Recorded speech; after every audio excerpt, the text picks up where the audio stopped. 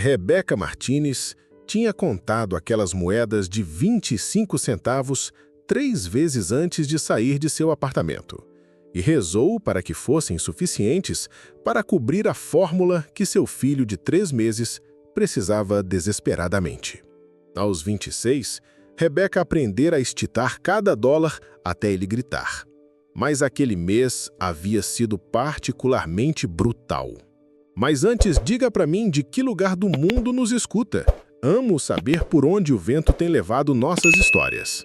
O pagamento da creche estava atrasado, a conta de luz vencida, e seu trabalho de meio período na clínica médica mal cobria o aluguel.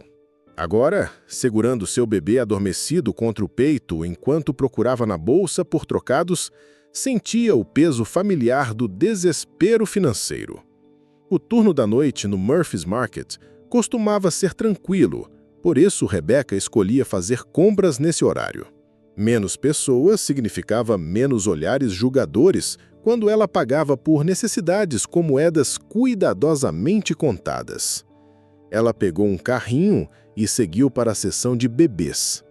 Seu coração afundou com os preços que pareciam subir a cada semana.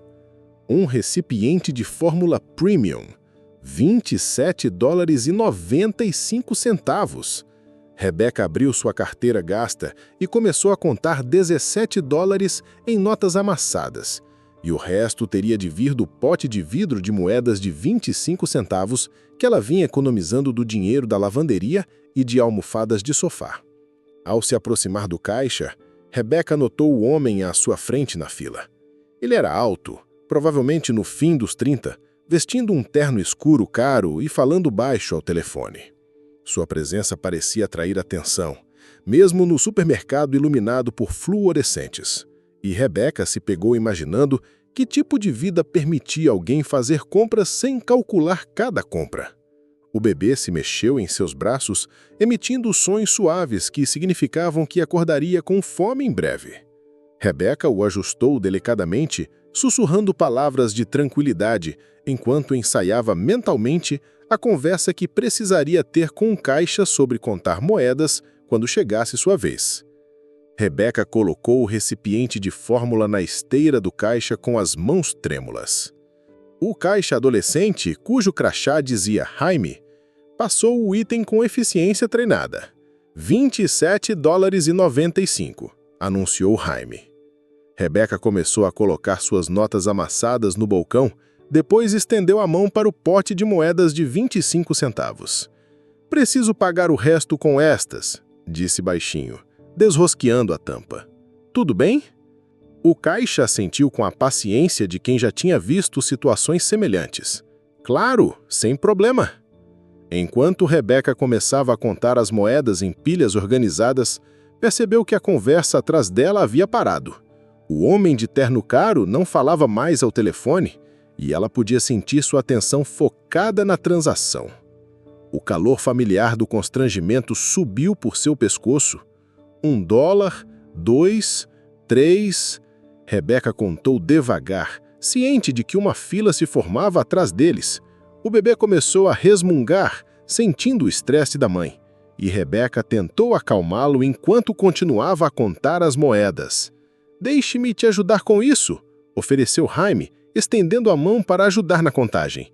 Não, está tudo bem, disse Rebecca, embora sua voz vacilasse levemente. Eu consigo. Foi então que ela ouviu a voz tranquila atrás de si. Coloque no meu cartão. Rebecca se virou e viu o homem de terno dando um passo à frente, sua expressão gentil, porém determinada. Ele era bonito, de um jeito refinado, com cabelos escuros e olhos bondosos que pareciam genuinamente preocupados, não cheios de pena. Desculpe, disse Rebecca, confusa com a interrupção. A fórmula, repetiu o homem, dirigindo-se ao caixa. Coloque no meu cartão. Ele estendeu um cartão de crédito preto que brilhava sob as luzes da loja. Senhor, eu não posso aceitar isso, protestou Rebecca, apertando o bebê mais junto de si. O senhor nem me conhece. O homem sorriu, e Rebecca notou que o sorriso chegava aos olhos de um jeito que sugeria calor genuíno, não obrigação. Eu sou Daniel Chen. E você é uma mãe cuidando do seu filho. É tudo o que eu preciso saber. Rebeca sentiu as lágrimas se acumularem, apesar dos seus esforços para manter a compostura. Eu tenho dinheiro, insistiu, gesticulando para sua pilha de moedas. Pode levar alguns minutos para contar, mas eu posso pagar sozinha. Não tenho dúvidas de que pode, respondeu Daniel respeitosamente. Mas às vezes, aceitar ajuda não é sobre o que podemos fazer. É sobre permitir a outra pessoa o privilégio de fazer algo bom. As palavras pairaram no ar entre eles e Rebeca se pegou estudando o rosto de Daniel em busca de sinais de condescendência ou segundas intenções. Em vez disso, viu algo que parecia compreensão, como se ele realmente entendesse o que significava lutar. Jamie olhou entre os dois com incerteza, claramente querendo resolver a situação sem causar mais constrangimento. Senhora, disse Daniel suavemente, dirigindo-se diretamente a Rebeca. Eu não conheço suas circunstâncias e você não me deve nenhuma explicação, mas eu sei como é se preocupar em prover para alguém que você ama, e se eu puder remover essa preocupação por um dia que seja, então considerarei uma honra. Rebeca olhou para o filho, cujo rostinho minúsculo dormia em paz, e depois de volta para aquele estranho que oferecia gentileza sem condições. O orgulho que a sustentara por meses de dificuldades financeiras lutava com a realidade prática de que $28 significavam a diferença entre seu bebê comer naquela noite ou passar fome. Você não entende. Eu não posso te pagar de volta. Daniel balançou a cabeça. Eu não estou te pedindo isso.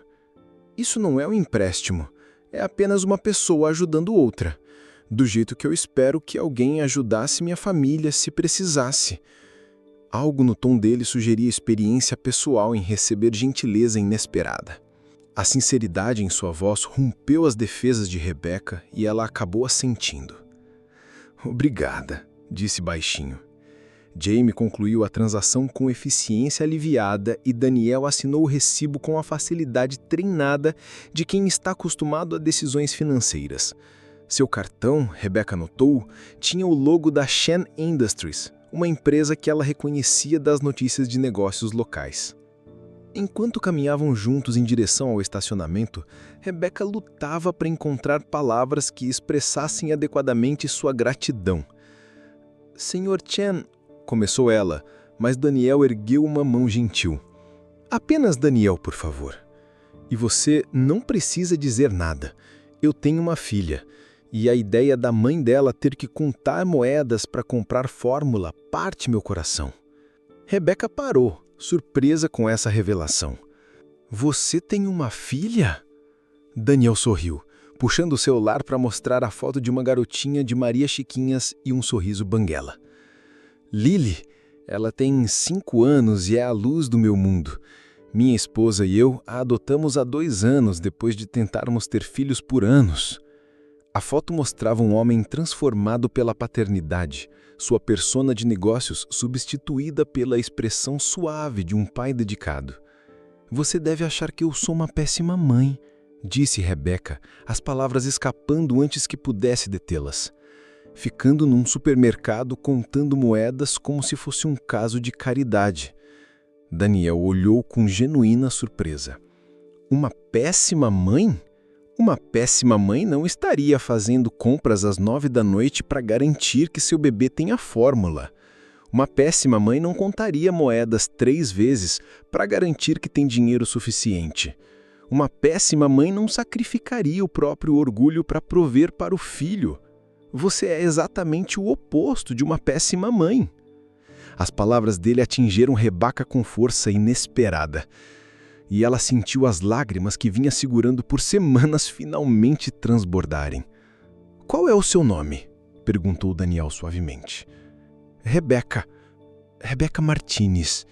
E este é o Miguel. Ele fez um gesto em direção ao bebê adormecido.